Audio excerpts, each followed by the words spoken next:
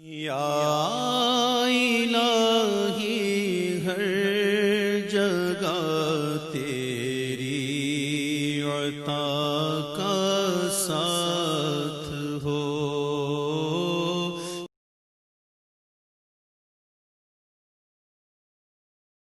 سورۃ الانشقاق، بسم اللہ الرحمن الرحیم۔ اذا السماء انشقت وأذنت لربها وحقت وإذا الأرض مدت وألقت ما فيها وتخلت وأذنت لربها وحقت يا أيها الإنسان إنك كادح إلى ربك كدحا فملاقيه۔ صدق اللہ العظیم۔ اذا السماء انشقت، جب آسمان پھٹ جائے گا۔ دیکھیے ساری یہ صورتیں وہی تذکیر آخرت۔ وأذنت لربها، اذنت کان لگائے ہوئے ہیں اپنے رب کے لیے، سنتی ہے یہ زمین جو ہے، یہ آسمان گویا کہ کان لگائے ہوئے۔ اذنت لربها وحقت، استمع له وانقاد، سنا اللہ کی بات کو، اپنے رب کی بات کو، اور اطاعت کی۔ لربها وحقت، اور تعمیل کر دے، اور یہ اسی کی مستحق ہے، اس کا حق یہی ہے، اس کا مقام یہی ہے۔ حقا یحق سے یہ مجہول بن گیا، حقت۔ وَإِذَا الْأَرْضُ مُدَّتْ، اور جب کہ زمین کو پھیلا دیا جائے گا یا کھینچ دیا جائے گا۔ وَأَلْقَتْ مَا فِيهَا وَتَخَلَّتْ، اور وہ نکال باہر کرے گی، گرا دے گی باہر جو بھی اس کے اندر تھا، اور خالی ہو جائے گی۔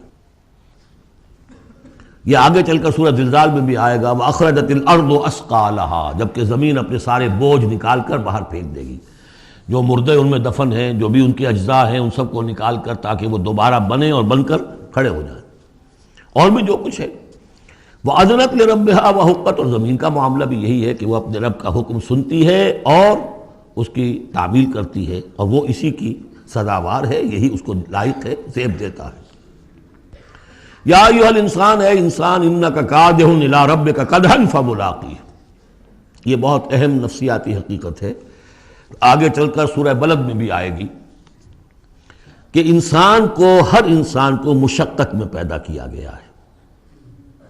ہر انسان کے لیے دنیا جو ہے دار المحن ہے، اگرچہ مشقتوں کی نوعیت جو ہے اس میں فرق ہے۔ کسی کی جسمانی مشقت زیادہ ہے، وہ کسی چلائی ہے، اس نے اینٹیں ڈھوئی ہیں، ہل چلایا ہے، پھر وہ رات کو ایسا سوتا ہے کہ اس کو صبح کی خبر دیتا ہے، اسے اس وقت بے چینی کوئی نہیں ہوتی۔ کسی کی ذہنی ہے، مل کا مالک ہے، بیٹھا ہوا ہے، پرابلم، وہ رات کو بھی پیچھا نہیں چھوڑتے وہ پرابلمس، پھر اسے ہپنوٹکس چاہیے، اسے کوئی اور سیڈیٹیوس چاہیے، کسی طرح کی چیزیں، اینٹی ڈپریسنٹس چاہیے۔ ساری جو آج دنیا میں سب سے بڑی مارکیٹ جو ہے میڈیسنس میں، وہ ان دوائیوں کی ہو چکی ہے امریکہ میں۔ جو سب سے مہنگی دوائیاں وہ یہ ہیں امراض ذہنی کی۔ کن کو ہوتے ہیں یہ؟ عام طور پر جن لوگوں کے ہاں ایفلوئنس ہے۔ تو معلوم ہے کہ ہر ایک کے لیے کوفت ہے۔ پھر یہ کہ کسی کو کوئی غم ہے، کسی کو کوئی غم ہے۔ عام آدمی یہ سمجھتا میں پیدل چل رہا ہوں، اس کے پاس سائیکل ہے، یہ بڑا اچھا ہے، بہت عمدہ ہے۔ اس سائیکل والے سے پوچھئے، اسے نظر آتا ہے کار پہ جاتا ہوا، اس کو اس کی جلن ہو رہی ہے۔ کار والا جو ہے وہ دیکھتا ہے کہ مجھ سے بہت زیادہ نئے ماڈل کی کار پہ گیا ہے، نئی کار پر زلزلاتا ہوا، اسے اس کی کوفت ہو رہی۔ تو کوفت اور یہاں پہ رنج اور محن، جس کو کہا ہے کہ قید حیات و بند غم، اصل میں دونوں ایک ہیں۔ موت سے پہلے آدمی غم سے نجات پائے کیوں؟ اور معاملہ یہ ہے کہ موت پر بھی جب نجات نہ ملی، اب تو گھبرا کے یہ کہتے ہیں کہ مر جائیں گے، اور مر کے بھی چین نہ پایا تو کدھر جائیں گے؟ وہ جو اب جو گھبرا کے یہ کہتے ہیں، وہ تو بات آئے گی آپ کو سورہ بلد میں۔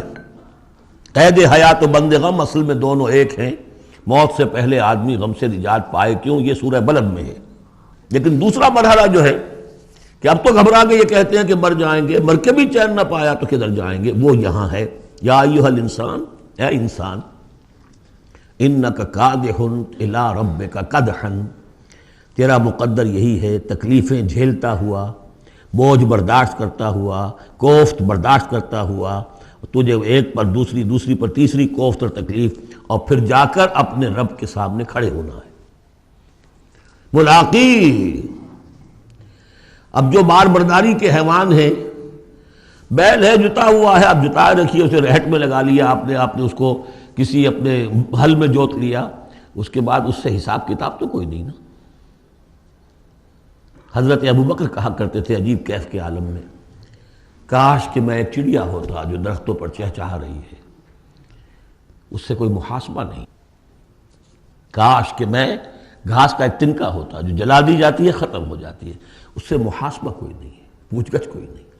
یہاں ہے محاسبہ، یا ایھا الانسان انک کادح، مشقتیں بھی جھیلو، صدمے بھی جھیلو، بوجھ بھی اٹھاؤ، اینٹیں بھی ڈھو، اور جو بھی کرنا قلم کی گھس گھس کرو، بیٹھو، جاؤ 3 جگہ 4 جگہ مطلب کرو اور مریضوں کی خدمتیں کرو، اور پھر یہ کہ سب کچھ کر کے پھر ایک دن کھڑے بھی ہو جانا ہے۔ اب جاؤ ذرا حساب کتاب۔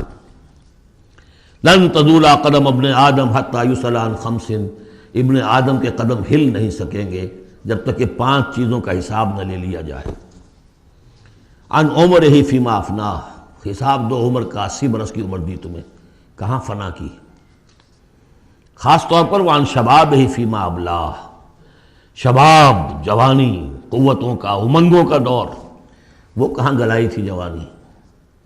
وعن مالہ من این اکتسبہ وفیما انفقہ، مال کا حساب دو، کہاں سے کمایا تھا، حلال سے کہ حرام سے، اور کہاں خرچ کیا تھا، عیاشیوں میں، عللوں تللوں میں، یا ادائے حقوق میں۔ وَأَمَّا عَمِلَ فِيمَا عَلِمَ، اور 5واں سوال سب سے مشکل ہے، جو علم حاصل ہوا تھا اس میں عمل کتنا کیا۔ اس اعتبار سے ایک بات بتا دوں، برا نہ مانے، جن لوگوں نے پابندی سے یہاں، یہ ان کی سب سے بڑی مشکل ہو گئی ہے، اب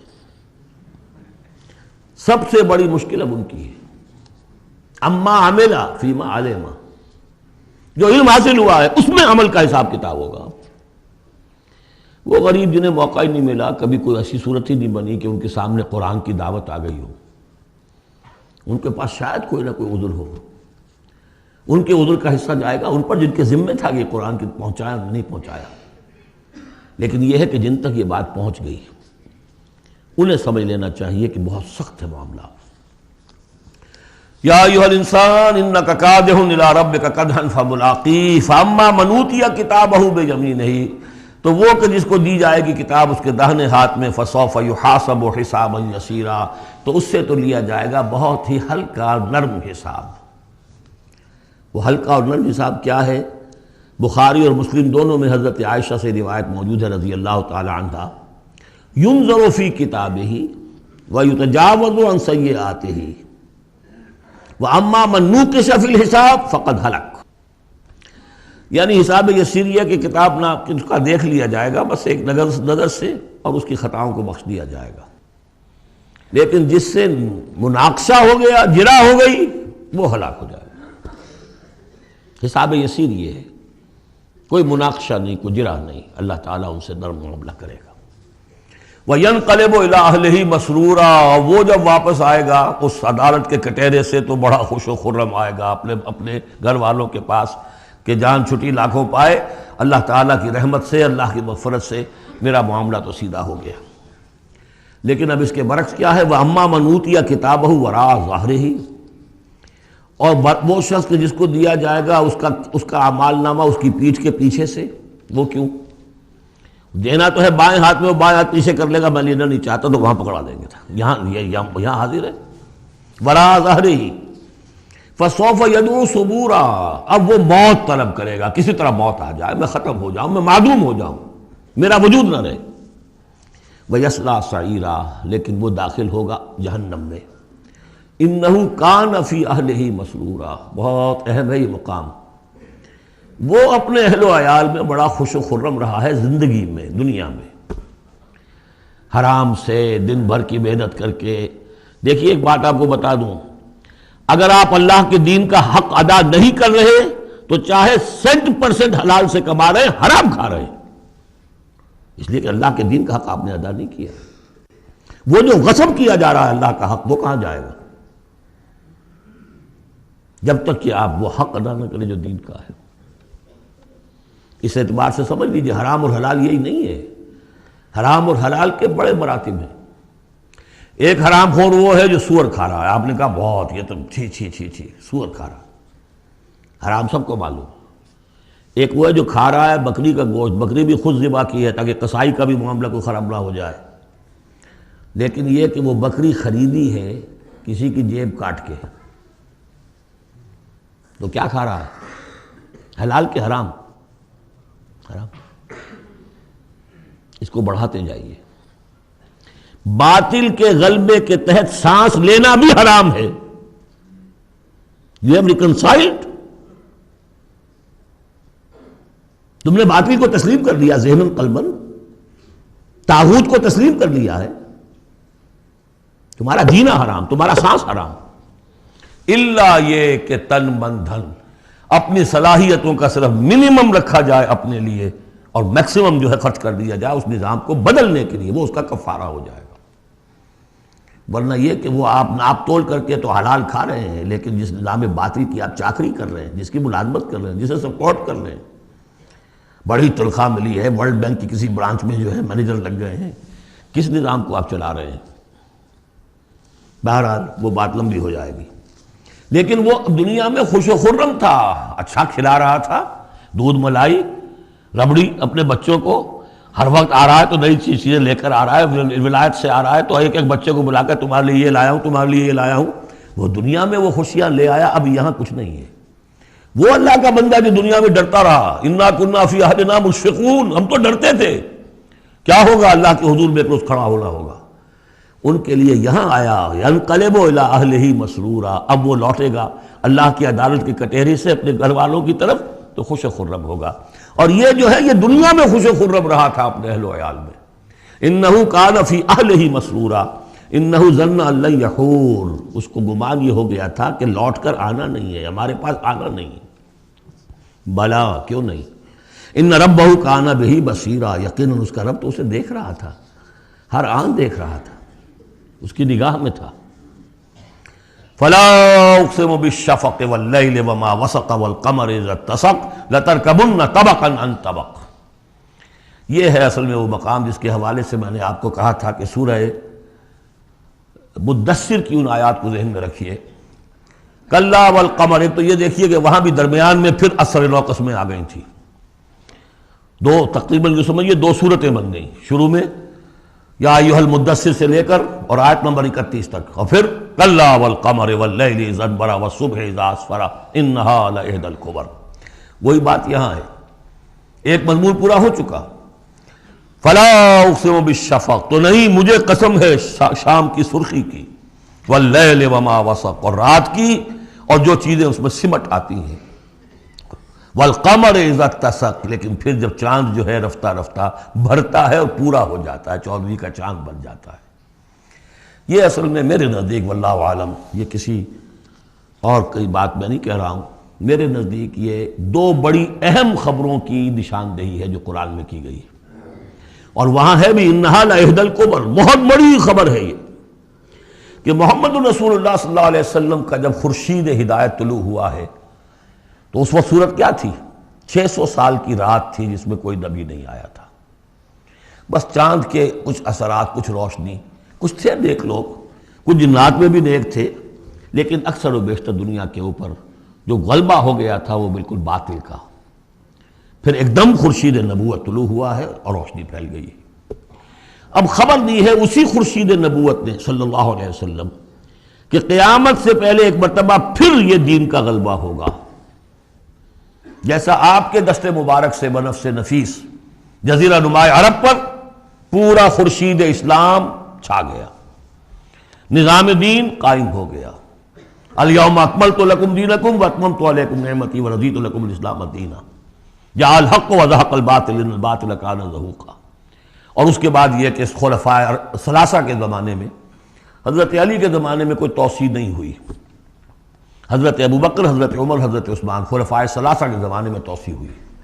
حضرت علی کے زمانے میں ان پر کوئی الزام نہیں، ان کا کوئی قصور نہیں، لیکن یہودی سازش عبداللہ ابن سبا کی، اس کی وجہ سے مسلمان آپس ہی میں لڑ پڑے. 1,00,000 جانیں ختم ہو گئی آپس میں لڑ کر. جنگ جمل، جنگ صفین، جنگ نہروان، 1,00,000 کے قریب. تو مومنٹم گاڑی کا ٹوٹ گیا، موشن ٹوٹ گئی. اس کے بعد پھر بہرحال حضرت امیر معاویہ کے زمانے میں پھر کچھ آگے قافلہ چلا ہے، لیکن اس شان کے ساتھ پھر نہیں بڑھ سکی بات، جس شان سے کہ دور فاروقی میں، دور عثمانی میں، دور صدیقی میں بات بڑھ رہی تھی. بہرحال وہ تو پروسیس رک کر اور پیچھے ریورس بھی ہو گیا. لیکن حضور کی دی ہوئی خبر ہے کہ دوبارہ دنیا میں دین کا غلبہ ہوگا اور گلوبل ہوگا، پوری دنیا میں ہوگا. وہ حدیثیں ہم نے نوید خلافت کے عنوان سے کتابچہ 8 صفحے کا کتابچہ بہت شائع کی ہیں. میں صرف یہ بتا رہا ہوں وہاں حضور کے زمانے میں کل 23 برس میں انقلاب برپا ہو گیا. سورج ایک دم طلوع ہو جاتا، کتنی دیر لگتی ہے، طلوع ہو گیا. لیکن اب جو روشنی آئے گی وہ آئے گی تدریجاً. اس کی شان کیا ہوگی؟ فلا اقسم بالشفق. ایک شفق کی روشنی ہوتی ہے جب رات، سورج تو غروب ہو گیا لیکن شفق ابھی ہے. وہ حال ہے اس وقت دنیا کا کہ اسلام کی روشنی غروب ہو چکی ہے، صرف شفق کی لالی سی نظر آ رہی ہے. اس کے بعد واللیل وما وسق، پوری دنیا کے اوپر دین کے اعتبار سے تاریکی چھا گئی ہے، رات ہے. اور رات جو ہے اپنے اندر جن جن چیزوں کو سمیٹ لیتی ہے. لیکن والقمر اذا اتسق، لیکن چاند طلوع ہوتا ہے، پہلے دن، دوسرے دن، تیسرے دن بھرنا شروع ہوتا ہے یہاں تک کہ وہ پورا ہو جاتا ہے. اب چاند کی چاندنی جو ہے وہ پھر دنیا کے اندر اس کو رات کو منور کر دیتی ہے. لَتَرْكَبُنَّ طَبَقًا عَنْ طَبَقٍ، اسی طرح تم چڑھو گے درجہ بدرجہ. یعنی اب جو تجدید دین کا کام ہوگا، اب جو اقامت دین کی جد و جہد ہوگی، اب جو دنیا میں خلافت علی منہاج النبوت کا نظام قائم ہوگا تو وہ کسی ایک نسل میں نہیں ہو جائے گا، کسی ایک دائی یا ایک تحریک کے ذریعے سے نہیں ہو جائے گا، درجہ بدرجہ. کسی نے ایک کام کر دیا، علامہ اقبال نے ایک فکر کو واضح کر دیا کہ اسلام مذہب نہیں دین ہے، اور جدا ہو دین سیاست سے تو رہ جاتی ہے چنگیزی. یہ ایک وحدت ہے. ابوالکلام آزاد اٹھے، انہوں نے قائم کی جماعت حزب اللہ، لیکن یہ کہ کچھ مخالفتوں سے بددل ہو کر جلدی چلے گئے. پھر وہ کانگریس میں شامل ہوئے اور انہوں نے پھر جو ہے اپنی پوری زندگی جہاد حریت کی نظر کر دی. پھر مولانا مودودی اٹھے، وہ جماعت اسلامی بنائی. افسوس کہ پاکستان میں آ کر وہ یہاں کی قومی سیاست کے اندر داخل ہو کر انہوں نے بھی منزل کھوٹی کر لیا. وہ قافلہ جو ہے جیسے کہ کہیں کسی دلدل میں پھنس گیا ہے. یہ رفتہ رفتہ ہوگا، لیکن انہوں نے ایک ایک قدم بڑھایا ہے. ان سب کی کوششوں سے ایک ایک قدم بات آگے بڑھی ہے. لَتَرْكَبُنَّ طَبَقًا عَنْ طَبَقٍ، لیکن جس طرح چاند رفتہ رفتہ پہلی تاریخ سے لے کر 14ویں رات تک پورا ہو جاتا ہوگا، ہونا ہے، وہ لازماً ہوگا جس کی خبر دی ہے محمد رسول اللہ صلی اللہ علیہ وسلم نے. وَهُوَ الصَّادِقُ الْمَصْدُوقُ، ان کی دی ہوئی خبر میں کوئی جھوٹ نہیں ہو سکتا. فَلَا أُقْسِمُ بِالشَّفَقِ وَاللَّيْلِ وَمَا وَسَقَ وَالْقَمَرِ إِذَا اتَّسَقَ لَتَرْكَبُنَّ طَبَقًا عَنْ طَبَقٍ فَمَا لَهُمْ لَا يُؤْمِنُونَ. انہیں کیا ہو گیا ہے، ایمان کیوں نہیں لاتے، کیوں نہیں مانتے؟ وَإِذَا قُرِئَ عَلَيْهِمُ الْقُرْآنُ لَا يَسْجُدُونَ، اور جب ان پر قرآن ان پڑھ کر سنایا جاتا ہے کیا ہو گیا انہیں کہ سجدہ نہیں کرتے. بَلِ الَّذِينَ كَفَرُوا يُكَذِّبُونَ، بجائے ایمان لانے کے یہ کافر جو ہیں یہ تو الٹا اور جھٹلا رہے ہیں. یہاں ذرا نوٹ کر دیجئے، یہ لفظ بے شمار مرتبہ آیا ہے، کفر اور تکذیب، کفر اور تکذیب. والذین کفروا بآیاتنا وکذبوا، تو کفر اور تکذیب یہ کیا صرف تکرار ہے یا اس کے اندر فرق ہے کچھ؟ کفر کے معنی ہے چھپا دینا، دبا دینا. فطرت انسانی میں جو گواہیاں موجود ہیں جو ان کو دبا رہا ہے یہ کفر ہے. ان گواہیوں کو ابھارنے کے لیے، ایکٹیویٹ کرنے کے لیے قرآن مجید کی آیات آئی، ان کی تکذیب کر رہا، یہ بہت بڑا جرم ہے. یہ دو جرم علیحدہ ہیں. اپنی فطرت کے اندر جو گواہیاں مضمر ہیں انہیں چھپانا، دبانا، لیکن پھر جب آیات ربانیہ سامنے آئے ان کو جھٹلا دینا، یہ ڈھٹائی کی حد ہے. پھر والذین کفروا وکذبوا بآیاتنا اولئک اصحاب النار هم فیہا خالدون. یہ تو جو پہلا چارٹر دیا گیا تھا حضرت آدم کو خلافت عرضی کا چارج سنبھالتے وقت، اب اتر جاؤ یہاں سے، اس جنت سے جاؤ نیچے اور جا کر چارج لو اب زمین کا، اور وہاں کیا ہوگا؟ فَإِمَّا يَأْتِيَنَّكُم مِّنِّي هُدًى فَمَن تَبِعَ هُدَايَ فَلَا خَوْفٌ عَلَيْهِمْ وَلَا هُمْ يَحْزَنُونَ وَالَّذِينَ كَفَرُوا وَكَذَّبُوا بِآيَاتِنَا. کفر پہلا جرم اور تکذیب یہ مہا جرم. کفر تو اس وجہ سے بھی ہو سکتا ہے کچھ ماحول کے اثرات تھے، آپ ظہور میں رہے، آپ دبے ہوئے تھے، لیکن جب وہ روشنی آ گئی پھر اس کی تکذیب، یہ معلوم ہوا کہ اب یہ جرم جو ہے اپنی آخری حد کو پہنچ گیا. بل الذین کفروا یکذبون، یہ کافر جو ہے جھٹلا رہے ہیں. واللہ عالم بما یورون، اور اللہ کو معلوم ہے کہ یہ کیا بھرے ہوئے ہیں اپنے ہاں. عام طور پر سمجھا ہے کہ جو انسان مال دولت نہیں، اندر ان کے بغض ہے، حسد ہے، تکبر ہے، اس کی وجہ سے یہ تکذیب کر رہے ہیں. یہ نہیں کہ یہ حق کو پہچان نہیں پائے ہیں، ان کے اندر جو ہے بغض، حسد اور تکبر بھرا ہوا ہے. فبشرہم بعذاب علیم، تو اے نبی ان کو بشارت دے دیجئے دردناک عذاب کی۔